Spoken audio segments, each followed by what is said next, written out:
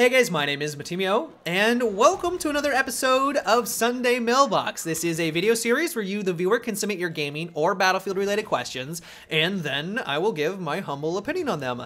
To get the formalities out of the way real quick, if you would like to submit your own question that could be featured in an upcoming episode, you can do so by leaving a comment down below, or by sending me a YouTube message. The first question for today comes from Morix Weird, and it is, what do you think about having your knife as an underbarrel attachment to your gun with a bayonetta rail or something along those lines? This should give you the ability to melee your enemies a little bit faster from behind. At every single Sunday Mailbox, there's a good 100 of you that want to know what I think about the frontal knife animation in the game, or really just with knives in general. Like, knives in this game apparently is one of the hot topics for Battlefield 4, because I'm serious, like every single episode, there is a good amount of you that send questions regarding the knife. And it usually revolves around the frontal knife animation, trying to get rid of it entirely, making it so that you have to press a random button so that it's not the same one over and over again.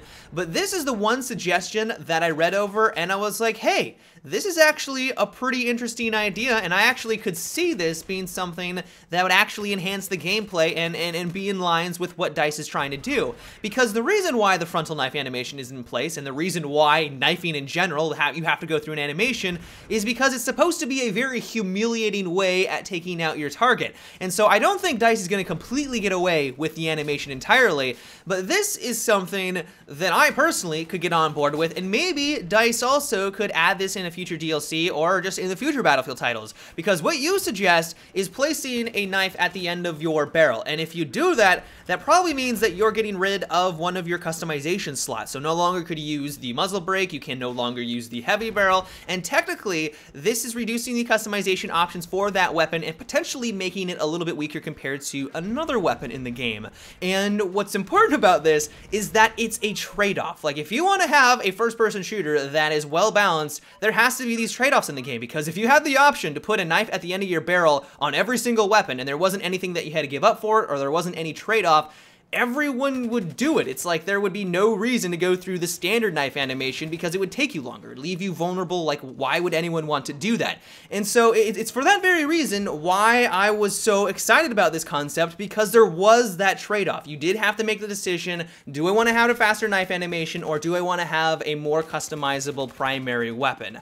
Who knows, this probably won't be anything that DICE ever tries to attempt in a future DLC or in the next Battlefield title, but from what they've been trying to do with Battlefield 4, it could be an option. They've already come out and said that they want to give the player basically every tool at their disposal to have the type of gameplay that they want. Like, that's the reason why there's a 40 times scope, that's why there's so many different customization options in the game. They want to basically make the multiplayer a sandbox, where if you have an idea and you want to do something and you want to have a gameplay experience that fits your playstyle, it's going to be in Battlefield, and so this honestly could be something that they do in a future Battlefield title. The next question is, do you think that DICE should move away from lock-on missiles? When I play as an engineer, I find this point-and-click style gameplay boring, and when I play as a vehicle driver, I get annoyed when I get killed due to someone who is using a lock-on missile. Do you think that DICE should move away or get rid of lock-on rockets? I would be completely cool if DICE decided to get rid of all lock-on missiles in the game, be it the Stinger, be it the mobile anti-air vehicle, anything that has lock-on capabilities. If they decide to get rid of those capabilities, I would be okay with that. But the main reason why these are in the game isn't because they're trying to cater to newer players. Like, sure, it's good to have it in the game for newbies. Like, it gives them something to feel like they're being a little bit more effective. They don't have the accuracy to take out a helicopter with an RPG or a SRA. Give them something that allows them to feel effective, and that's great. But the main reason why these are in the game, and it mainly comes down to the anti-air rockets, is because they're trying to balance it around jet combat. If you go all the way back to Bad Company 2, where they only had helicopters, the only way that you could take out those aircrafts was with a dumbfire rocket. You could shoot an RPG up in the sky, you could use a SRA equivalent, and that was the only way that you could dispose of those vehicles. And the system worked back then. Like, it was amazing. Like, sure, it did have its flaws here and there, but for the most part, because of the ways that the maps were laid out, because of the way that the mechanics were in place, it just worked extremely well, and there wasn't any reason to have any lock-on rockets, and if you wanted to take out those vehicles, you had to have a little skill involved. But because in Battlefield 4 they have this massive flight ceiling, and because they have just jets zipping around all over the place at Mach 5, trying to create and balance a weapon that is going to be able to take out those aircrafts is quite challenging. Like, you can't just say, oh, they can just use the RPG like in Bad Company 2, because that's never going to happen. I mean, sure, every once in a while you get those amazing RPG snipes off on a jet and you feel amazing, like you feel like a badass. But as you guys know, that doesn't happen very often. And so DICE had to go in and they had to think of a system that would allow you to take out those aircrafts at least somewhat consistently, and thus the Stingers and the lock-on missiles were born.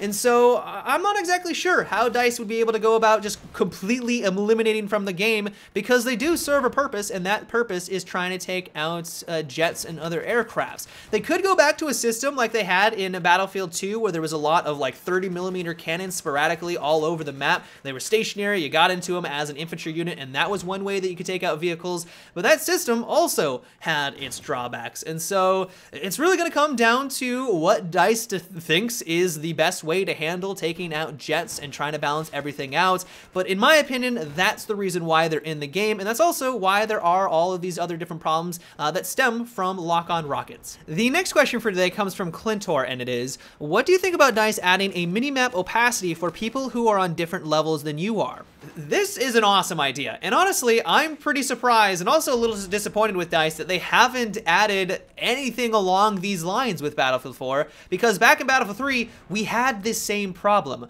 It really became apparent with the Close Quarter DLC. If you remember playing on the Close Quarter DLC for the first time, it was almost impossible to use the minimap. Like, because there were so many different levels, trying to identify where the enemy was pretty much impossible. Like, sometimes it would be your saving grace, but for the most part, people just completely avoided the minimap on those maps because of the different levels and because it didn't really provide you any valuable information. It would tell you the guy was just around the corner, you would round the corner expecting him to be there, but because he's a level below, you're out of luck and you wasted your time staring at your minimap. And honestly, this would be a very simple solution. They could do something along your lines, what you suggest. They could have a different icon color, they could have a different icon entirely. Instead of being the nice little triangle, they could make it so that it's like a circle if there are below or above. There's a lot of different options, and it would give information at the fingertips of the player so they could take advantage of the minimap.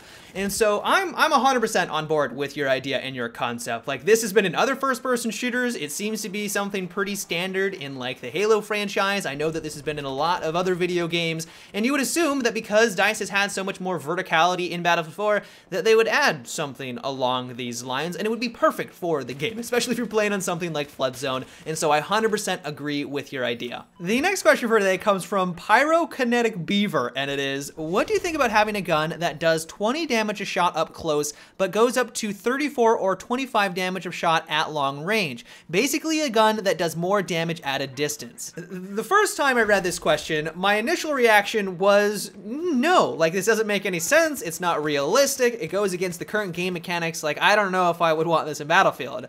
But then I thought to myself, hey now, who cares if it's not realistic? There are a lot of things in this game that are not realistic. You have the defibrillator that can revive dead allies on the ground instantaneously. You have med packs. Like, there are a lot of things in Battlefield that are not realistic. Like, this is not a simulator by any means. And at the same time, if this was in the game, it could be a very interesting game mechanic, because if you got up close and personal to your target, I'm assuming this would also be a low rate of fire weapon. Like, most low rate of fire weapons are meant for long range combat, but also because of the reduced damage model, you would not do very well in those types of combat scenarios. But the further and further out the target goes, the more damage potential you have, and that's where things get a little bit more interesting. And I don't know if it would be overpowered, like 34 damage at like 50 meters out. That is a lot of firepower at that distance, and so it might be a little bit too much horsepower, a little bit too much damage, but at the same time, it could be counteracted by the fact that as long as you close the gap on someone who is using that weapon, their damage is getting diminished, and they're not going to have that firepower. And so personally, I think that this is a really cool concept. It's way outside the box. I love where your head is going. It's completely different from anything else that we have in Battlefield 4. I just don't know if DICE is going to ever go down this path. But that is about it for today's Sunday Mailbox, guys. I hope you enjoyed. Once again, if you would like to submit your own question that could be featured in an upcoming episode, you can do so by leaving a comment down below or by sending me a YouTube message. But until tomorrow, guys, have a good one and take it easy.